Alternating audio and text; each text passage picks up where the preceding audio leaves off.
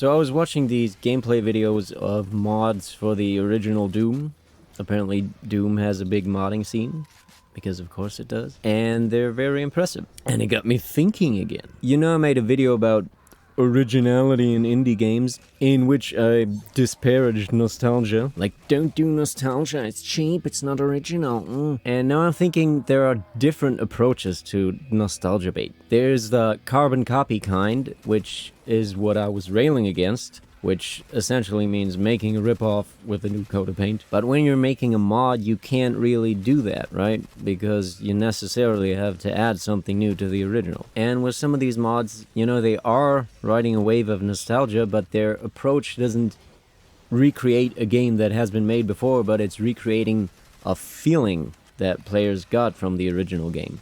Like this one right here looks to be more Doom than Doom, right? It's got all the aspects the original had dialed up to 11. It expands the gameplay along the same lines, you know? It's like an actual faithful adaptation using modern means, you know? It captures the spirit of Doom, not like the reimaginings that go for adaptations in modern media these days. Also, it's similar to those official kind of remakes of older games where they not only turn up the resolution but really rebuild all the assets to a higher fidelity standard, to a point where the game looks like the original did in your head, right? Also, when approaching an homage that way, you could think of it as retracing an approach to creating art in general. Harkening back again to the originality video, here's that tweet I talked about there. Back in the day, games were often based directly on fiction or reality. Submarine captain, city mayor, airline pilot, wizard adventurer, galactic conqueror, etc. Nowadays, almost all games are based on other games. We lost a lot of originality in that transition. And then I focused on the latter part and spun my own ramble from there. But the first bit about where you take inspiration from is particularly pertinent to this video. So, an approach to creating nostalgia bait could be identifying the reality or fiction that inspired the original game and use that as your own inspiration. But you know, using modern means of game making, and also your own sensibilities and interpretation. I do not have any examples where that kind of approach was taken, but, you know, I think it could be a source of inspiration. And then maybe there's also the aspect of developing a healthy respect for your own artwork in that way, which, it seems, is lost to modern pop culture in some ways. Not to harp on modern adaptations too much, but there seems to be not only a disrespect towards the original works, but also towards the adaptation itself. Almost like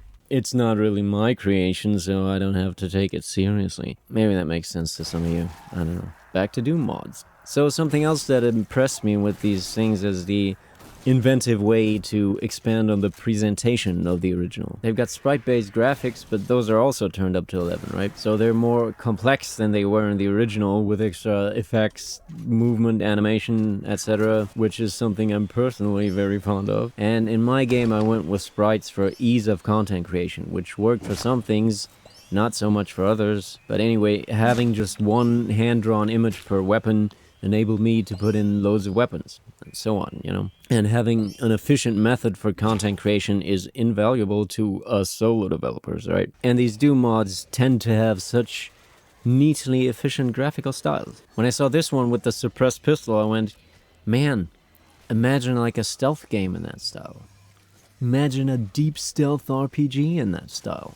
Or an immersive sim, as the kids call it. You know, you could use the freedom that low fidelity awards you to add massive amounts of gameplay depth. And I know that line of thinking is deceptive because just about anything in game development has a way of turning into an ordeal.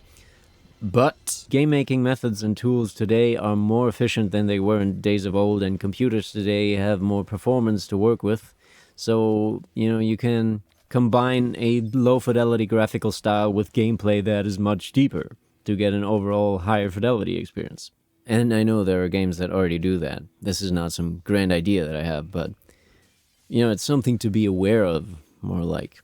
So, where are all the lo-fi graphics, hi-fi gameplay games? Well, Dwarf Fortress has got to be the big one, right? I mean, I haven't played it, but from what I hear, it's a totally intricate simulation of a dwarven colony. and it looks like it's 50 years old. But apparently it's so compelling that people make their own graphics for it. Another one, My Summer Car. You heard of that game? Haven't played that either, but from what I've seen, at first glance it looks like a slightly goofy car mechanic simulator, but it turns out it's a sort of survival life simulator and also a racing game. It's completely bonkers. I should do like a review of that game. Then that game Stardew Valley looks like it could fit the bill. Much like those supercharged Doom mods, it looks like it's Harvest Moon dialed to 11, right? Maybe I should play that too. It hasn't really piqued my interest. Not enough killing, I guess. And lest we forget, Minecraft.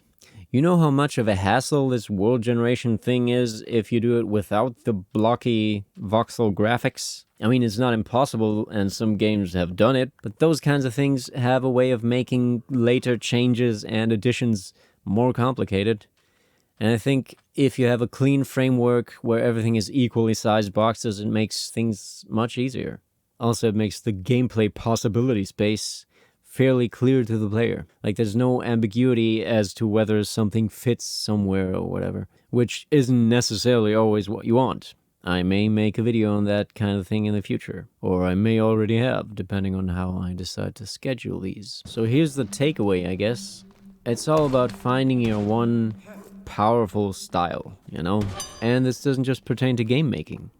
You know, when learning to draw, people spend a lot of time trying to nail down a style, and some people may only try for what looks good, obviously, but it may be important to have a style that facilitates an ease of creation. And part of that is technique, but drawing style is also important. You know how some modern cartoons look kind of simplistic in their drawings, but that simplicity allows the artists to make stuff quick. And, you know, animation's a tough racket. Low pay, high workload, and all that. And yeah, when you're learning to draw and you suddenly decide to go simplistic, that may seem like giving up, and maybe it is for some. Or maybe it's reordering your priorities, from wanting to be the very best like no one ever was, to wanting to bring your imagination to life, you know? I mean, you can have it both ways, but, you know, life is only so long. Anyway, in video games, that stuff gets very technical, what with all the shaders and implementation, so you have to clear a path through all of that stuff, through which you can pump your imagination, as it were. Like, you need a reliable workflow in every aspect of that, not only for speed, but also so you don't have to solve a riddle for every other graphical asset you create, right?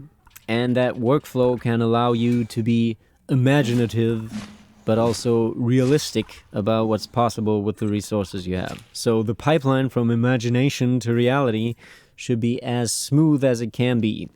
And that's not something to gloss over when planning your game. And speaking of games, I have a game out on Steam. Slasher's Keep is a first-person roguelike with a focus on melee combat and loot. It has randomly generated dungeons with orcs, mole rats, and other monsters to fight, lots of loot to find, and a drag-and-drop weapon crafting system. I made it all by my lonesome, and it's available for PC on Steam.